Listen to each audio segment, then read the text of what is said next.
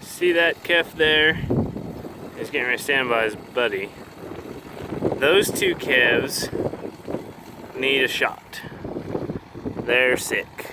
I got two others in here that need shots. I should have had my camera out, that way I could have shown you when I was going through the pen and looking at them.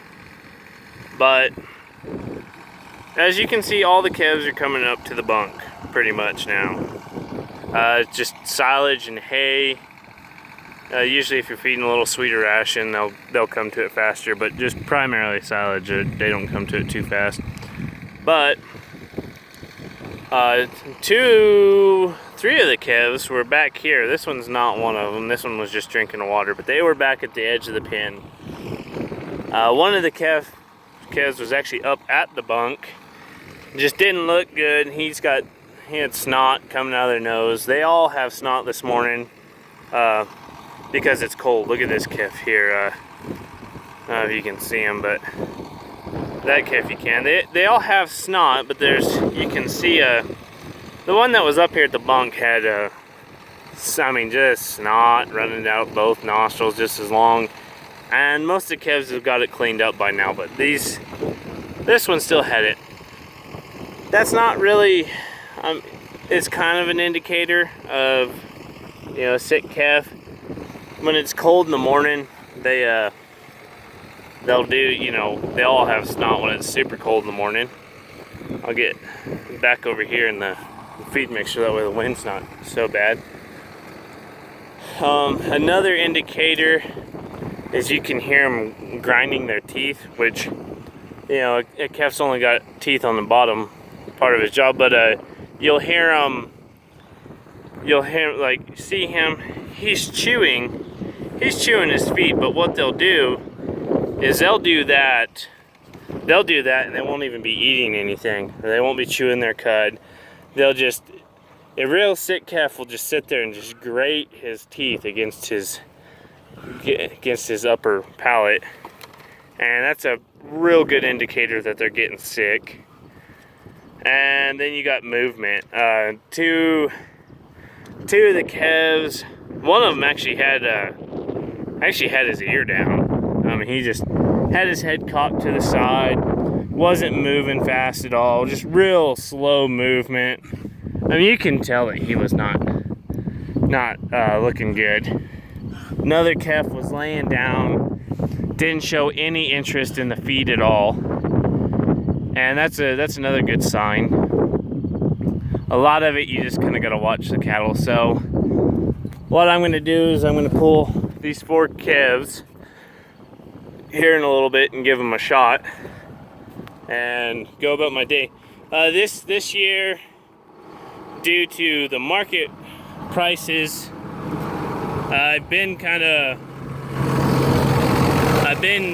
mass treating everything. I like Jackson a lot, especially on calves that I'm buying. I like to feed them Jackson, or not feed them Jackson, but give them all shots. On all the cattle that I buy, I give Jackson to. Sometimes when I'm weaning calves, home-raised calves, I'll get them Jackson if we're having lots of bad weather, just to kind of stay on top of everything. So usually, since we're on, we have a really good vaccination program, we don't typically have to do that. But I think I'm gonna have to give a few shots this year, more than I usually do, and the reason I think that I'm having to do that is we've had a lot of rain on these calves. We had 4 inches of rain on them, and it's been cold and hot and cold and hot, and when we first weaned them, the pens were super dusty. So they came into dusty pens, and then they got rained on, and then it's been cold, and so they've gone through some shitty weather. But the other thing I'm doing this year, previous years, what I do is when I just put out oat hay. When I wean the calves, I give them really good quality hay, but it's expensive. when calves are worth a lot of money, it's the best way to do it. Give them a really good quality hay, and they wean a lot easier. You get a lot less sickness in them, and it's just I think overall it promotes really good health in the calves, especially if they've had a good round of shots.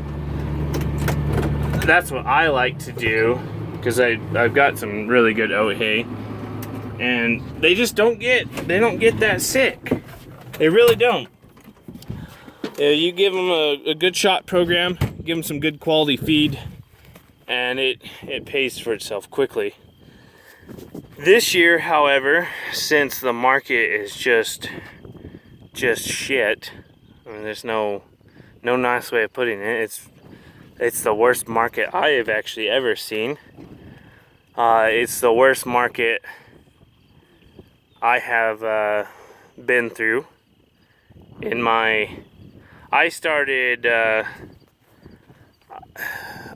guess you could say professional. You know, buying cattle as a profession and choosing that I was going to be a rancher, not just like I had a few cows because my dad bought me some cows. I started buying calves. I've been doing it on my own. I've been doing it for 11 years. The first set of calves I bought were in 2004. So I have been, I think 2004, maybe 2005. We're gonna say 11 years. It'd be somewhere in there. I've been buying calves and cows and doing it to actually do it as a profession. So when I first started it, the margins were what the margins were then, and there wasn't the volatility, and you could make money doing it. Right now, with what the margins are and the way things are, it's a joke. I've never seen it this bad.